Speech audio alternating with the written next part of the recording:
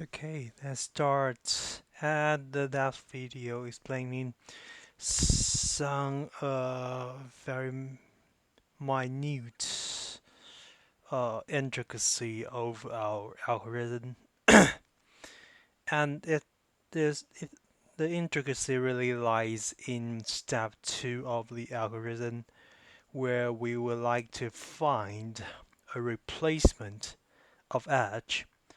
Don't forget the step 1 and step 2. Step 1 is to find CU and CV, which forms a partition of U superscript I minus 1, right? And after we just take the example we have already walked through here. So we find CU and CV, right? CU and CV. And the next step is always to find the replacement edge. Here we find the replacement edge happen to be V3, V4, and the algorithm ends. But this is very manually we find the replacement. But in algorithm, how are we going to find such a replacement edge? That's the question, right? So, just talk about it very briefly. So, in order to find such a replacement edge after the deletion of an eyewitness edge, we need to identify OI non-witness edge. Okay, I non-witness edge. Let's bring out the laser pointer here. Oh, we need to identify an I non-witness edge. Non-witness means it does not lie in the maximum spanning forest. That's quite simple. And that has only one endpoint X that is in the component UI. Okay. So in the implementation of this paper, it utilized two auxiliary procedures. The first one is sampling, and the second one is enumeration. And the two intuition behind these two procedures is two different situations. Let us explain briefly. So the approach depends on whether we are in situation A or situation B. Okay, so we see in situation A there are a constant fraction of eligible edges, right? And in situation B, where there's only small fraction of eligible edges, maybe zero, all right? So in situation A, we can just, because they exist a constant fraction, a certain amount, you can think it as as as that, and then we can just use sampling. Okay, we can use sampling, and we can sample edges until we find a suitable replacement.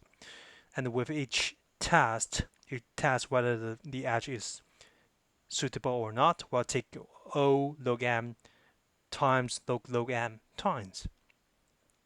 On the other hand, in situation B, we must enumerate all potential edges because you don't only it is so small that if we sample it, it's not it just not feasible. So we just rather just enumerate all potential edges. Okay, so marking those that can be promoted without violating the invariant 2.2 we introduced before.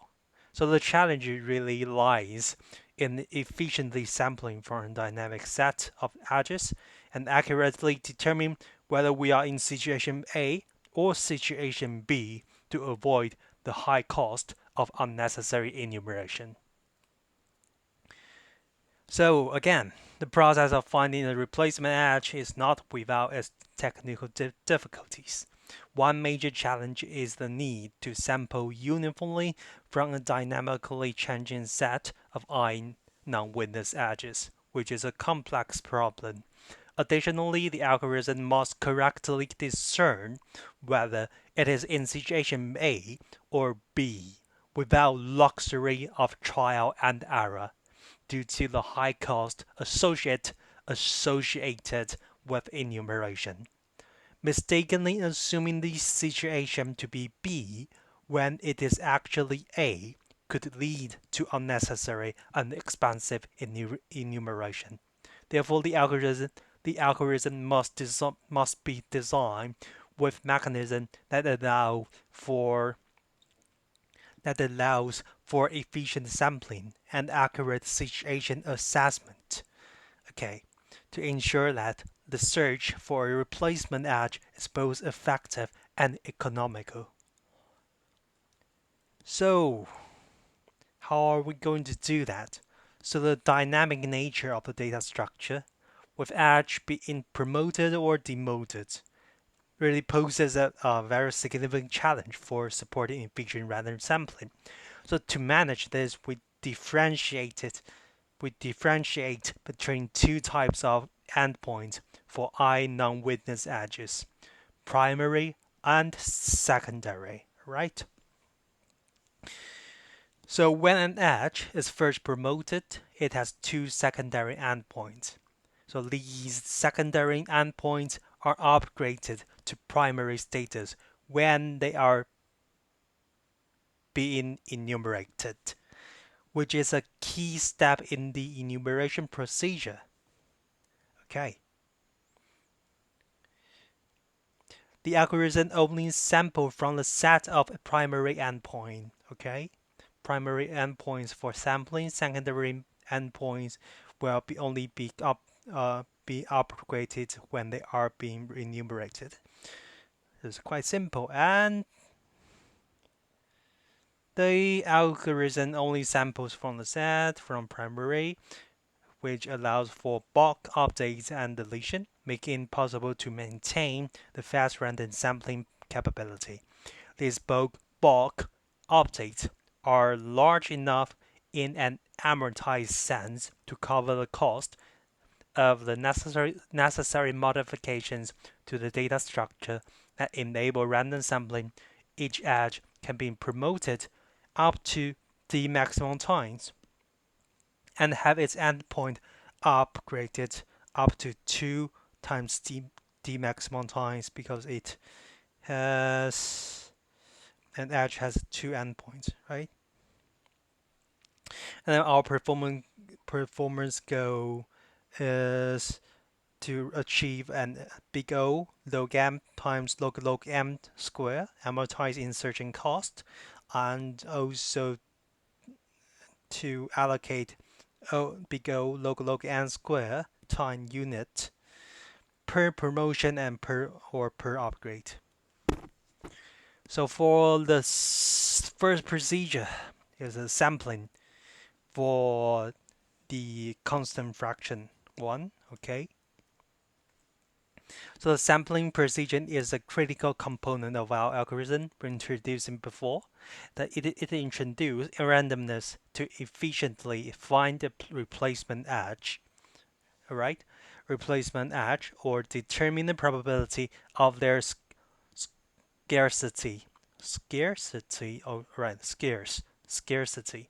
Initially, the algorithm estimates the number of I primary endpoints touching UI, okay, denoted as P, up to a constant factor. This estimation is followed by a two-stage batch sampling test. The first stage involves a 1 plus O small o1 uniform sampling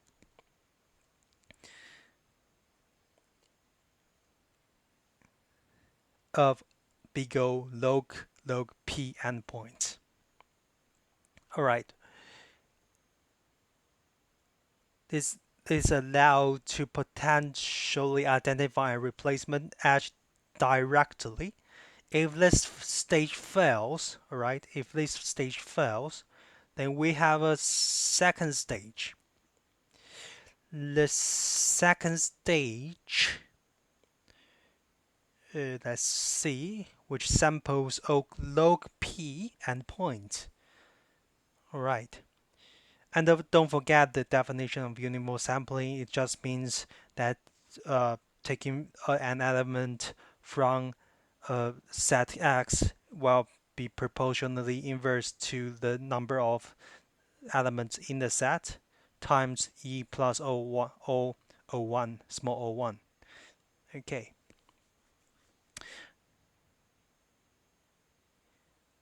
And this second stage aims not to find the replacement edge, but to verify the scarcity of the the replacement edge by assessing the sampled endpoints. If the procedure concludes that replacement edge are indeed scarce, it means very few, it then moves the enumeration procedure for it moves to the enumeration procedure for a more thorough search. Okay, so basically it runs two stage. Okay, stage one, uniform sampling over endpoints, and the second stage is just to want to if the first stage fails, the second stage is just want to verify the scarcity. If it concludes that it is very scarce, then it will move to procedure two, which is the enumeration. All right. So in enumeration, procedure is just a very systematic approach to finding a replacement edge or confirming the absence thereof. It begins by upgrading OI secondary endpoints touching UI to I primary status. Okay, because when a secondary endpoint is being enumerated, it will be upgraded. All right, so making them eligible for enumeration. The data structure then enumerates all I primary endpoints to ascertain the connectivity of each edge to UI.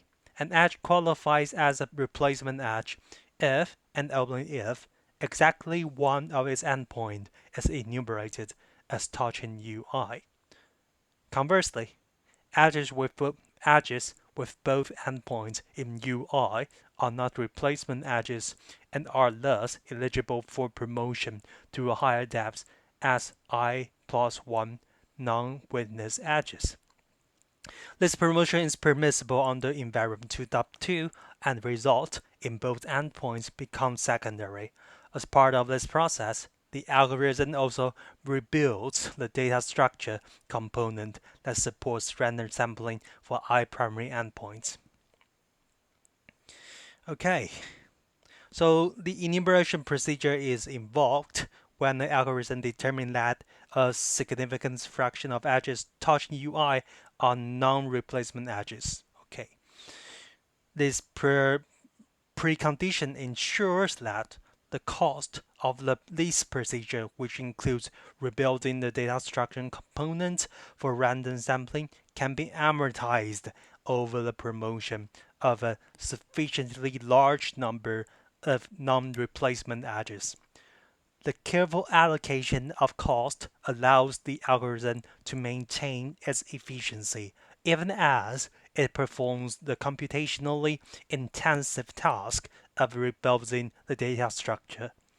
This cost management strategy is essential for achieving the desired amortized time and complexity for the algorithm's operations. So in the end, the deletion algorithm operates under the constraint of the maximum spanning forest property, which was described in invariant 2.2, which dictates what a replacement edge must be of the same or lesser depth than the deleted edge. Initially, the algorithm searches for a replacement at the same depth. If unsuccessful, it conceptually demotes the edge to a lower depth and continues the search. This conceptual demotion is a key aspect of the algorithm, allowing it to iterate through potential depths without physically altering the depth of the deleted edge in the data structure. This iterative process is crucial for maintaining the integrity of the maximum spanning forest property as outlined in invariant 2.2.